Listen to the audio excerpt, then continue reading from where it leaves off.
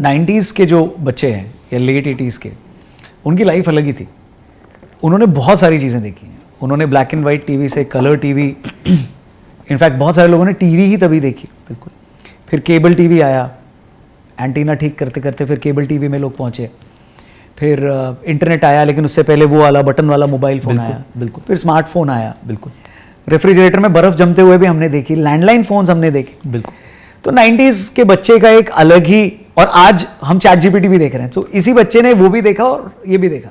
सो आज का जो बच्चा है वो बहुत सारी चीज़ें उसके पास सीखने के लिए या लर्न करने के लिए कम है as compare to late 80s या 90s का बच्चा। और उसे और कौन सी चीज़ों के बारे में ज़्यादा जानना है, क्योंकि इंटरनेट ने उसका स्कोप कम कर दिया है, क्योंकि उसको सब कुछ एक छोटे से 6 इंच के मोबाइल फ़ोन में आ गया है, इसलिए वो बाहर नहीं जाता है। तो वो देखते हैं आप एजुकेशन के लेवल पे यंग लोगों को क्या जनरली आप सजेस्ट करते हो? जैसे आपने बोला आप ट्रस्टी भी हो और यंग लोगों से भी मिलते हो, so how do you share your experience as a 90s का बच्चा, एंड आज आप AI के जनरेशन में भी आ चुके हैं? देखिए, मैं सबको एक ही चीज़ कहता हूँ, आप ना चीप डोपामिन से दूर रहिए। चीप डोपामिन क्या, हमारे बॉडी के अंदर 4 हार्मोन्स हैं जो बड़े इंपॉर्टेंट हैं, जिसको हम डोज बोलते हैं। डोपामिन, ऑक्सीटोसिन, सीरोटोनिन और एंडोर्फिन। ये सब हार्मोन्स हमारे है ना मूड्स को, हैप्पीनेस को, इन सबको एलिवेट या सब्सट्रैक्ट करते हैं।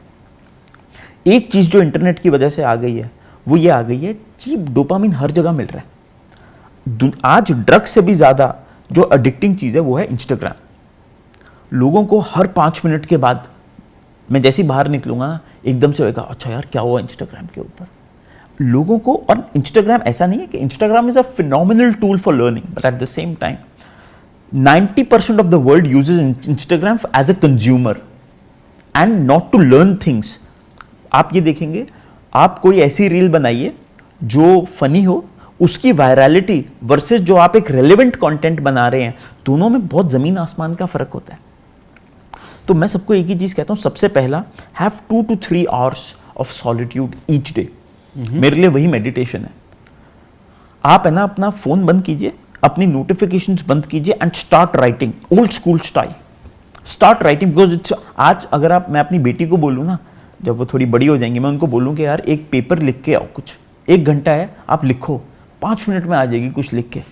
एंक्शियस जनरेशन आ रही है, क्योंकि उसको ये डर लग रहा है कि वो फोमो की दुनिया में है। What am I missing out? आज इंस्टाग्राम के ऊपर होता क्या है, आप, मेरी वाइफ है ना, एकदम से इंस्टाग्राम देखेंगी और कोई दोस्त मिले और एकदम से कहेंगे हमें बुलाया था क्या वहां पे? आप, we need, the problem with Instagram is information is quick and quick information makes you dumb. So filtering your information is so important. आज तो अगर आप खुद से ढूंढते हो तो वो ज्यादा आपके लिए लर्निंग प्रोसेस वो बहुत ज्यादा स्ट्रांग है, राइट? मतलब पका पकाया मिल रहा है अब आपको। अभी क्या हो रहा है, आपको हर चीज सामने मिल रही है। आप एक ऐसी दुनिया के अंदर हैं। हम ट्विटर में एक बहुत सीनियर एम्प्लॉय से बात कर रहे थे, तो हमने ऐसे ही पूछा, मैंने कहा कि what do you find so interesting about human behaviour जब आप ट्विटर देखते हैं? कहते the interesting part is people book mark but never open it again. People save but never go back again, because इतना इंफॉर्मेशन ओवरलोड है। तो मुझे लगता है सबसे पहले हमें अपने बच्चों को फंडामेंटल सिखाने चाहिए, और वो फंडामेंटल्स ये हैं कि how to stay away from internet when required. ये सबसे इंपॉर्टेंट है। नहीं तो आप रन ऑफ द मिल में आपका, तो मैं क्योंकि 5.5 साल एक गाँव में मैंने स्पेंड किया है, तो मेरे लिए वो वनवास था। वहाँ पे लोग चप्पल भी नहीं पहनते। वहाँ पे जाके मैंने देखा मेरा एक एक दिन 3-3 दिन के बराबर है।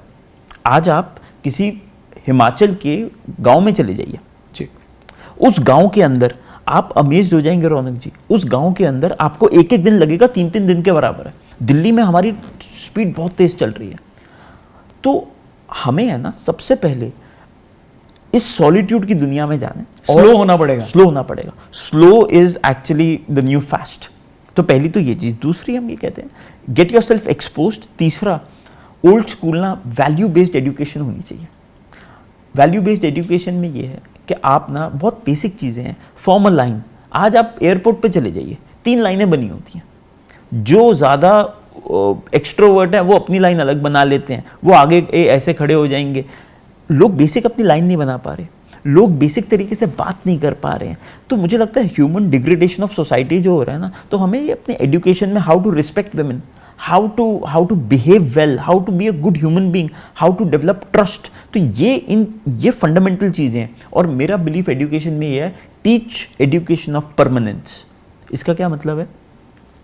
वो चीज़ें सिखाई जाएं जो 2075 में भी बच्चे यूज़ कर सकें। सच बोलना, बड़ों की इज्जत करना, तमीज से बात करना, ये एजुकेशन ऑफ परमानेंस है। गोइंग फॉरवर्ड स्किल्स तो ऊपर नीचे होती रहेंगी। और आपको अब ऐसा जमाने हट गए कि आपको एजुकेशन आपने एक बार ली। मिशन इम्पॉसिबल 1 हेलीकॉप्टर पे शॉट हुई थी, जिसमें एक हेलीकॉप्टर चालक था, जिसमें एक हेलीकॉप्टर पे कैमरामैन था, कैमरा को चलाने वाला चालक था, और टॉम क्रूज यहाँ से आ रहे थे और वो शॉट हुई थी। जो लास्ट मिशन इम्पॉसिबल शॉट हुई है वो एक ड्रोन पे शॉट हुई है। तो हेलीकॉप्टर लीजिंग कंपनी का बिजनेस चला गया, हेलीकॉप्टर चालक का बिजनेस चला गया, जो कैमरे को नहीं चला पा रहा ड्रोन पे उसका बिजनेस चला गया। दुनिया बहुत जल्दी बदल रही है, तो स्किल्स तो आपको अपग्रेड करनी पड़ेगी, बट परमानेंस की चीजें हमेशा कांस्टेंट रहेंगी, उसके ऊपर ध्यान होना चाहिए। आपको एक और इंटरेस्टिंग चीज बता रहा हूं, मैं ग्वालियर गया किसी यूनिवर्सिटी के बहुत सीनियर एकेडमिशियन से मिला, तो उन्होंने बड़ी अच्छी बात, कहते हैं आज का आपने अखबार पढ़ा हिंदी वाला? मैंने कहा नहीं। कहते पढ़िए। तो मैंने खोला, कहते पहले जैकेट ऐड देखा आपने? हमारे 100 बच्चे हैं MBA के, 100 के 100 को हमने प्लेस कर दिया, ये हमारी सक्सेस है। तो हमने कुछ बोला नहीं, हम बाहर आके हमने सोचा कि this is the problem with the education system. The success of a college is कि उन्होंने 4 साल पढ़ाने के बाद किसी को नौकरी दिलवा दी। ये सक्सेस नहीं है। नौकरी दिलवाना आपका काम ही नहीं है एक्चुअली। हम पूरी दुनिया में, इंडिया पहला कॉलेज सिस्टम है जहां पे प्लेसमेंट्स होते हैं। यूएस में प्लेसमेंट्स नहीं होते, यूएस में एक्टिव रीच आउट्स होते हैं। हमारा काम है बच्चों को skilled banana, eight the same time permanent education देना। आज आप इन बच्चों को, आपने आज नौकरी दिलवा दी, 4 साल के बाद ये फिर बेचारे निकाले जाते हैं क्योंकि ये अपने आप को चेंज नहीं कर पा रहे। तो मुझे ऐसा लगता है कि एजुकेशन को बहुत सिग्निफिकेंटली इंडिया में बदलना पड़ेगा।